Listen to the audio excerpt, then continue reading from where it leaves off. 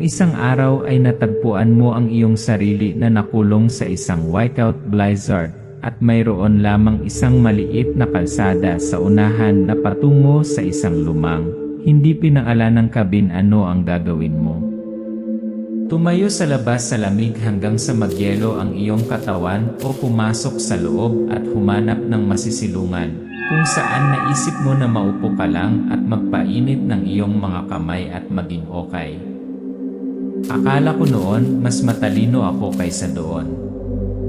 Akala ko noon kung marunong lang akong mangatwiran at manatiling kalmado, palagi akong ligtas.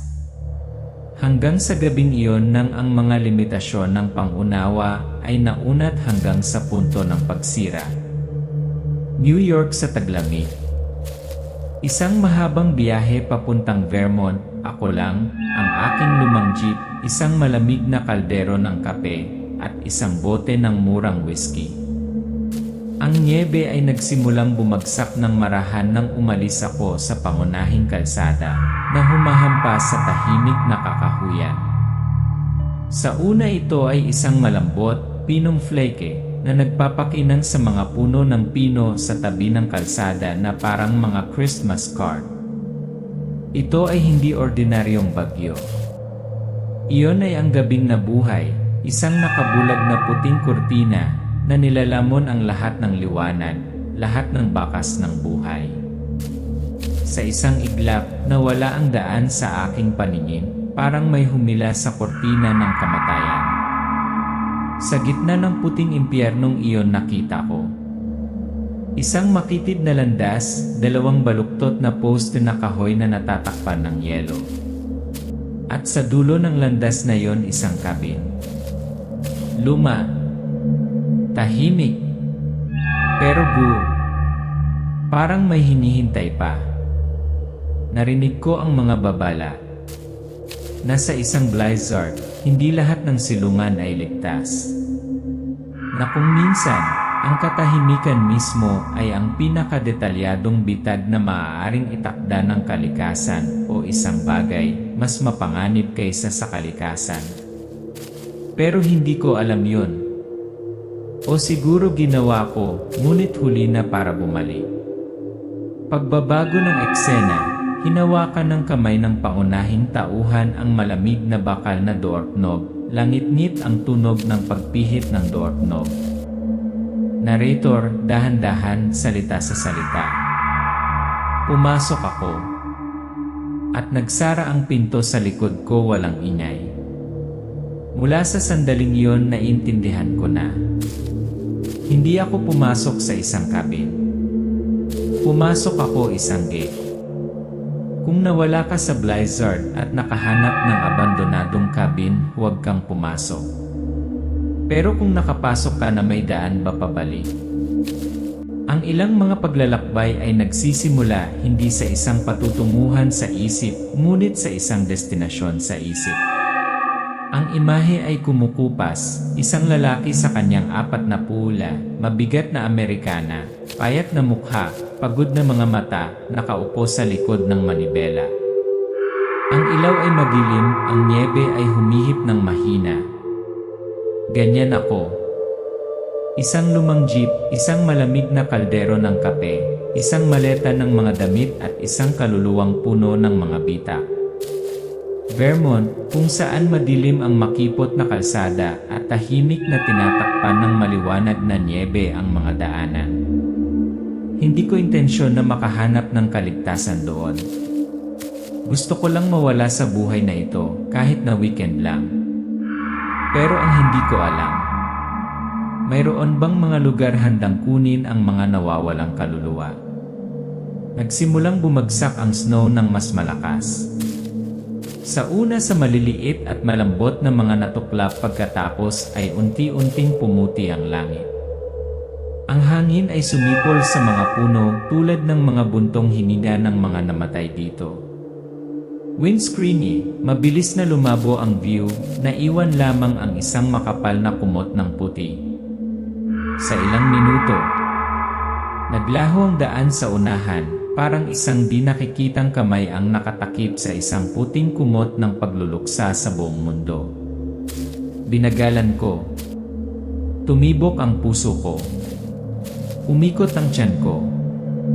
Bawat metrong dumaan ay tila nilalamon ang huling katapangan ko.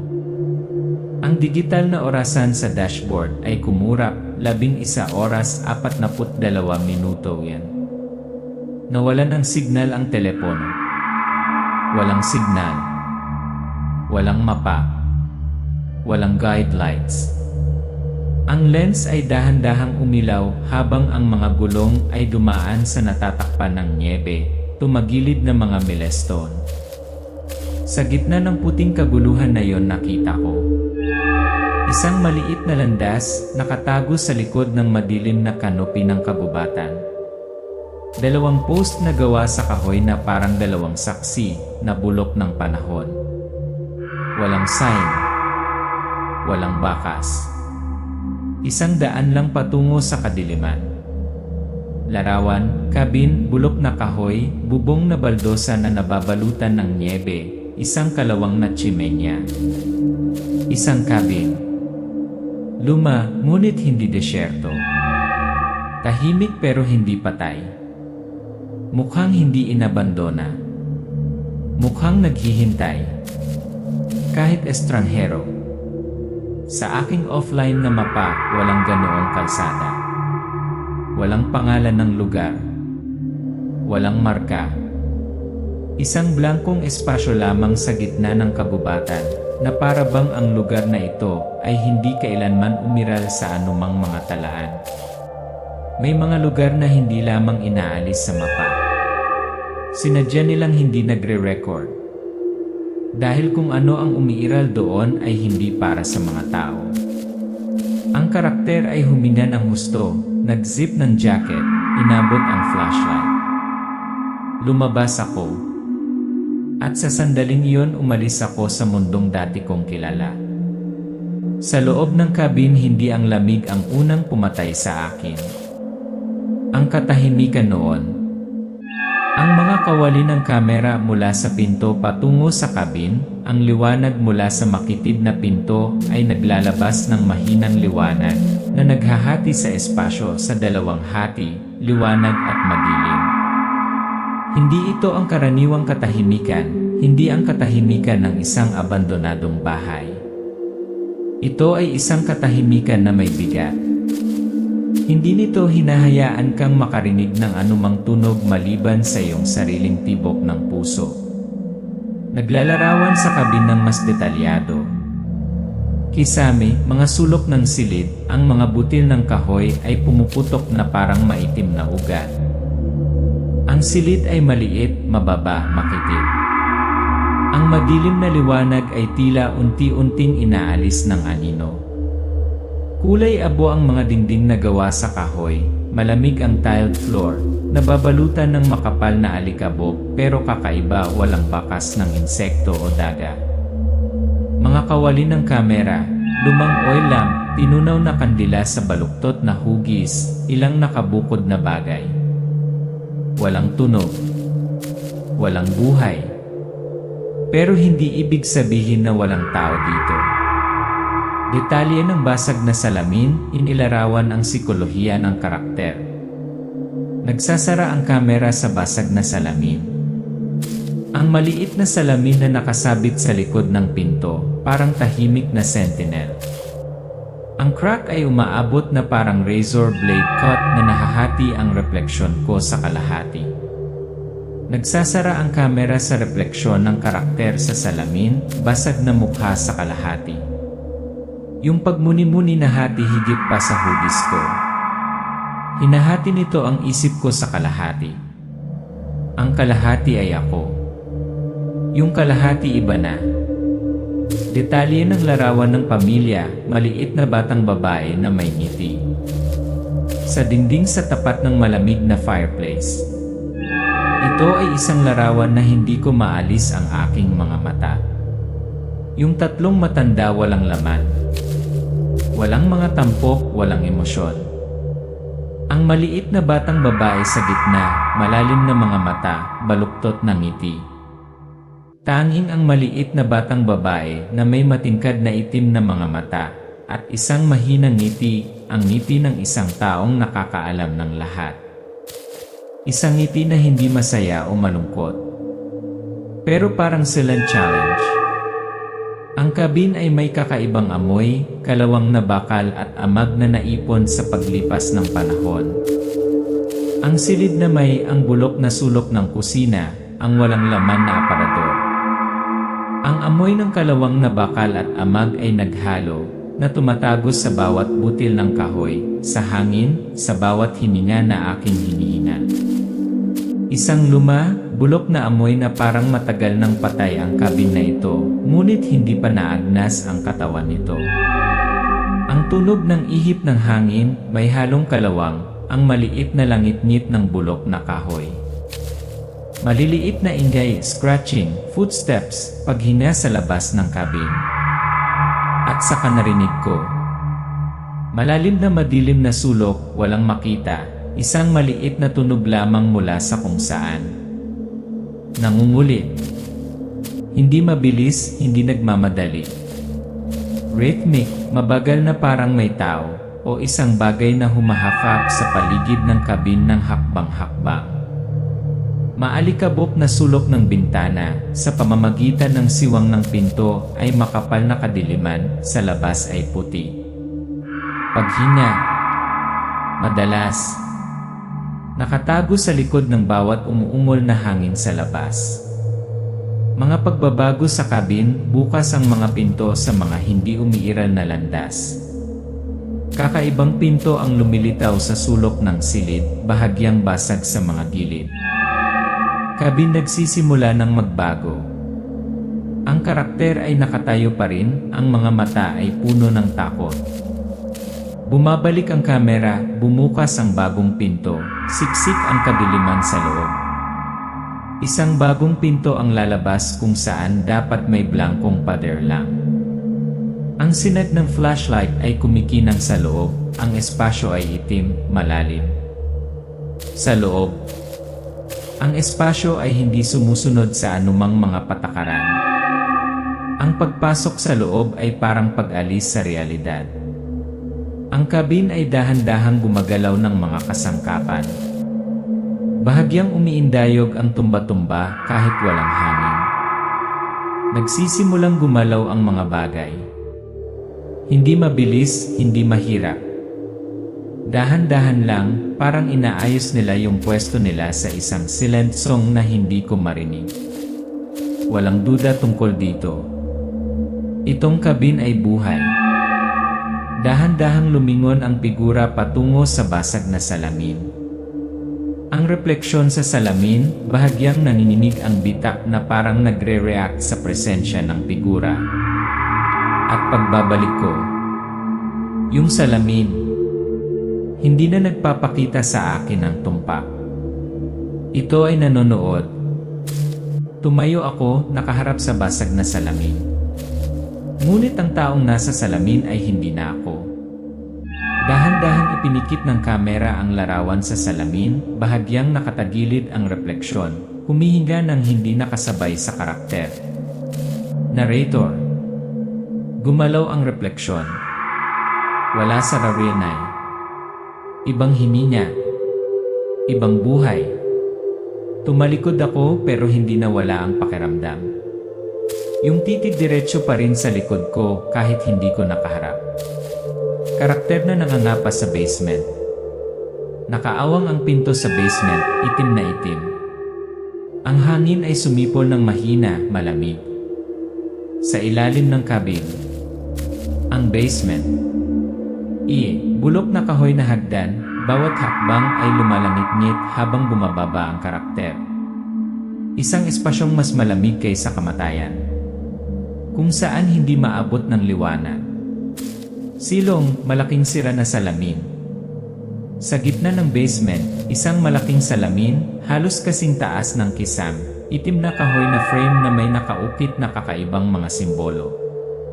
May isa pang salamin. Malaki. Distorted. Naka-frame sa itim na kahoy, nakaukit ng mga simbolo na hindi ko maintindihan. Nag-zoom in ang kamera, kakaibang inukit na mga simbolo, rune, swirls, misteryosong simbolo. Lumapit ako. Sa refleksyon na yon nakikita ko ang sarili ko. Pero hindi buo. Ang imahe sa salamin ay lumalabo, tumagilid ang ulo, ang mga paa ay abnormal na mahaba, walang reaksyon ayon sa karakter. Yung bagay sa salamin nakatagilid ang ulo. Ngumisi ang mga labi nito. Pero ayaw ko. Napagtanto ko hindi ako kinokopya nito. Nanonood ito. Nadagdagang alamat, sikreto ng masumpa na pamilya. Mga kawali ng kamera, sulok ng basement, tumpok ng mga luma, bulok na libro, mga dilaw na mga piraso ng papel.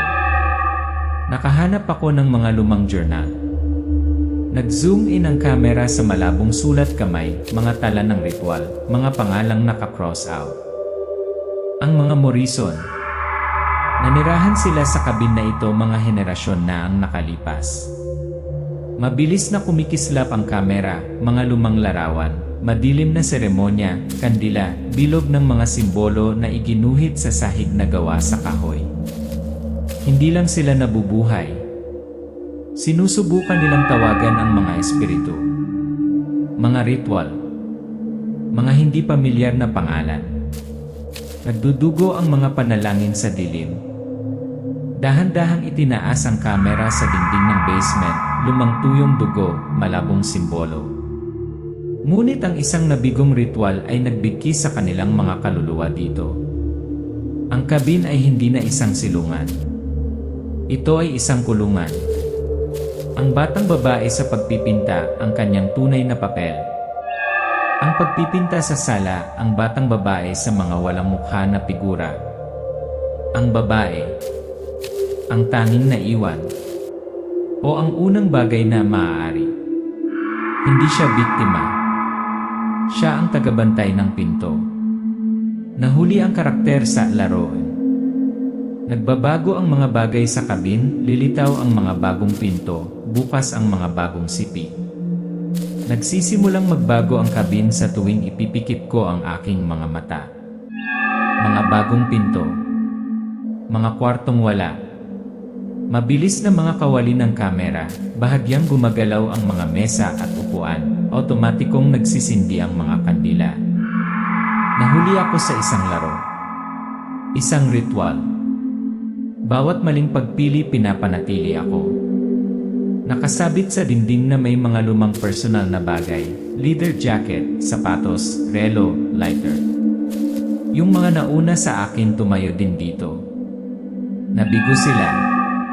Nag-iwan sila ng ebidensya mga personal na bagay, tahimik na naghihintay sa susunod. Ang linya sa pagitan ng realidad at pantasya ay malabo. Bahagyang nanginginig ang mga kamay, namumuo ang malamig na pawis sa noo. Hindi ko na alam kung gising ako o nananaginip. Hindi ko na alam kung buhay pa ako o nalampasan ko na ang linyang iyon. Ang kamera ay nagsasalamin, ang refleksyon ng karakter ay lalong nabaliw, malawak na ngiti, malalim na itim na mga mata. Yung bagay sa salamin, hindi na lang nagmamasid. Isang mabilis na tunog ng pag-crack, bahagyang nanginginig ang salamin, kumikinang ang ibabaw na parang sasabog. Naghihintay ito. Waiting for the moment. I let my guard down. Ang ilaw ay lumalabo, ang salamin ay nagsisimulang pumutok, ang refleksyon sa salamin ay gumagalaw patungo sa karakter. At nang pumikit ako, papalapit na. Isang hakbang. Isang hininga. Isang kaluluwa na tagpo ang anyo. Naglalaho ang kamera, tanging ang tunog ng mabigat at mabilis na paghinga ang natitira. Tumayo ako doon sa gitna ng madilim na basement. Nasa harapan ko ang isang mataas na salamin na halos umabot na sa kisam. Nag-zoom in ang kamera sa malaking salamin, madilim ang ibabaw nito. Ang tanging liwanag na nagmumula sa mahinang oil lamp sa sulok ng silid. Hindi na ito sumasalamin sa akin. Ito nagbukas ng malalim at madilim na espasyo. Paggalugad sa silid ng ritual. Mabagal ang pagpan ng kamera, kumikinang sa dingding ang madilim na oil lamp, kung saan malalim na nakaukit ang mga sinaunang simbolo. Ang 4 na pader na nakapalibot sa akin ay nakaukit ng mga kakaibang simbolo. Mga vortex, banal na mata, baluktot na braso. Mga bagay na hindi pag-ari ng mundo ng tao. Isang bulok na kahoy na altar, kung saan ang mga kinakalawang na bagay, mga scalpel, kawit, hindi kilalang kakaibang mga bagay. Nasa bulok na mesang bato. Ang mga kasangkapan ba ay ng isang nabigong ritual? Mga tuyong mansa ng dugo, nagyelo tulad ng tanda ng oras.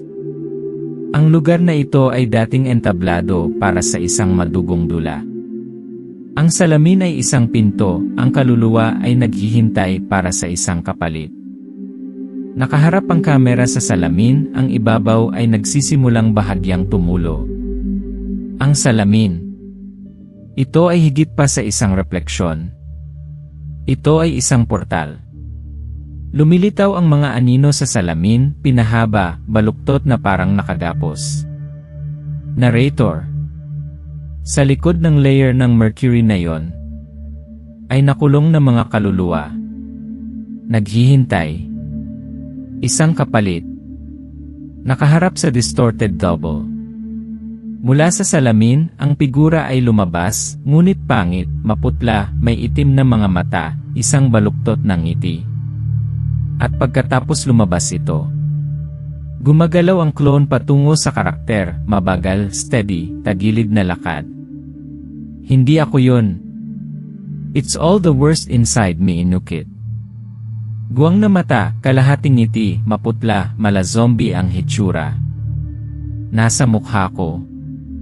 Pero yung mga mata, hindi na mata ng tao. Labi ng mga natalo, mensahe ng kawalan ng pag-asa. Ilaw ng lampara ng langis, mga linya ng pagsulat na tumatawid sa dingding, nagsulat, nanginginig. Sa sulok ng pader. Ang mga linya ba? Nag-zoom in ang kamera, malabong mga linya. Kailangan lang ng kapalit. Huwag hayaang dumaan ito sa salamin. Hindi ako ang una. At kung mabigo ako, hindi ako ang huli. Matapang na desisyon, sunugin ang ritual na tala-arawan. Bulok na kahoy na mesa, isang punit-punit na leather-bound diary, dilaw na mga pahina. Sa gitna ng mga kinakalawang na gamit may nakita akong diary. Nagsasara ang kamera sa mga pahina, mga tala sa mga ritual ng pagpapatawag, pagbibigkis ng mga kaluluwa, pagpapalaya sa pamamagitan ng sakripisyo. Sa loob ay ang mga ritual, ang mga formula upang panatilihin bukas ang gate na ito magpakailanman. Ang karakter ay naglabas ng isang lighter at inalog ito. Alam ko kung ano ang dapat kong gawin. Dahan-dahang kumakalat ang maliit na apoy, nilamon ang tala-arawan. Kung lalabagin ko ang ritual na ito, baka mailigtas ko ang sarili ko. O kaya mailalabas ko ang nakakulong sa loob. Nagsisimulang pumutok ang salamin. Ngunit hindi ito nakakabasag. Ito magbubukas. Mabilis na magpan ang kamera. Bumuhos ang mga itim na anino mula sa salamin, marahas na yumanig ang silid. Naramdaman kong hinila ako pabalik dito. Pero hindi ako tumakbo. Naghintay ako. Napaatras ang karakter sa dingding, lumaki ang liwanag mula sa apoy, nilamon ang buong basement. Ang apoy. Hindi lang nito sinunog ang libro. Sinunog nito ang lahat. Hindi maibabalik ng mga kahihinatnan. Mabagal na kumukupas ang kamera, nasusunog ang kabin sa bagyo ng nyebe, kumikinang ng maliwanag ang apoy sa gabi. Pagdilat ko ng mata ko, ang kabin ay abo. Ang karakter ay bumagsak sa nyebe, ang hangin ay umihip ng malakas, ang salamin ay nabasag sa tabi niya. Nakaligtas ako. Pero, ang nasa loob ko ay hindi. Lumapit ang kamera sa mukha ng karakter, tao pa rin ang mga mata, ngunit kumikislap ang kakaiba at malabong hitsura. O baka nakahanap ito ng bagong tahanan. Nagising ako sa puting ilaw. Napuno ng malakas na amoy ng antiseptic ang ilong ko. Isang hindi pamilyar na boses ang umalinggaw sa aking tenga, malabo, baluktot. Larawan ng mga doktor at nurse na mahinang nag-uusap sa isa't isa, mga mata na palihim na nakatingin sa karakter na may kakaibang tingin. Sabi nila, "I was lucky to survive."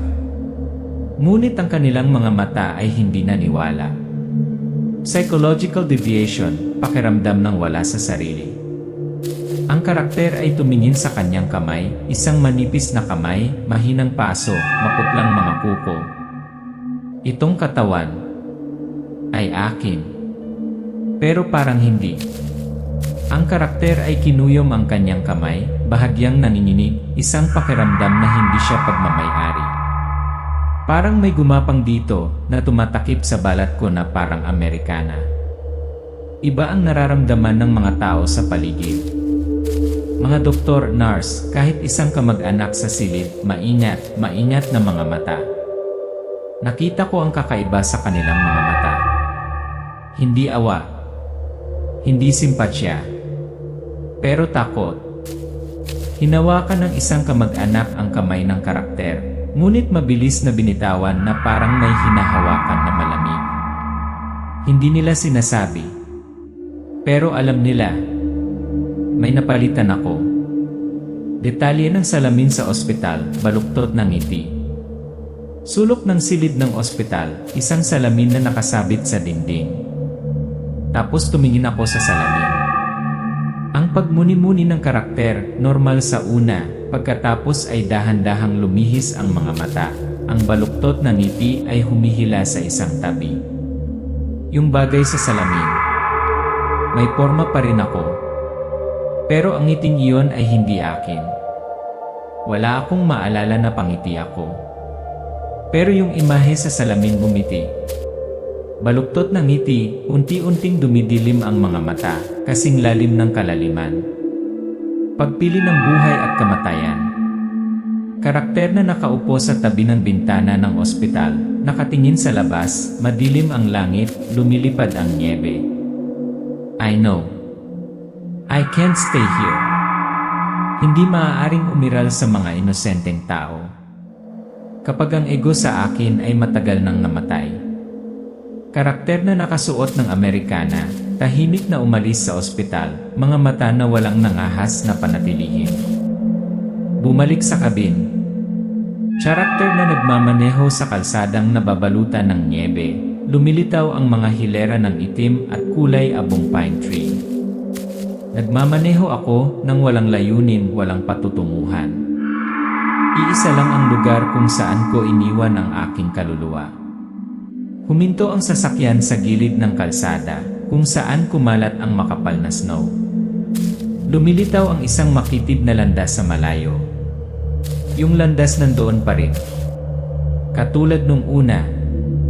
Mabagal na nag-zoom ang kamera, ang daanan sa kabubatan, dalawang poste na kahoy na natatakpan ng yelo at nyebe, umuugoy-ugoy na parang kumukumpas. Isinizip ng karakter ang kanyang jacket, lumabas ng kotse. Ang snow ay bumabagsak ng malakas. May mga lugar pagpasok mo, hindi ka talaga makakaalis. Ang karakter ay humahakbang sa nyebe, ang kanyang figura ay kumukupas, ang landas ay nilamon siya sa malalim na kabubatan. Closing shot, ang lumang kabin ay lumilitaw na malabo sa snow. Walang tunog. Walang ilaw. Naghihintay lang. Ang kabin naghihintay pa. Kupas hanggang itim.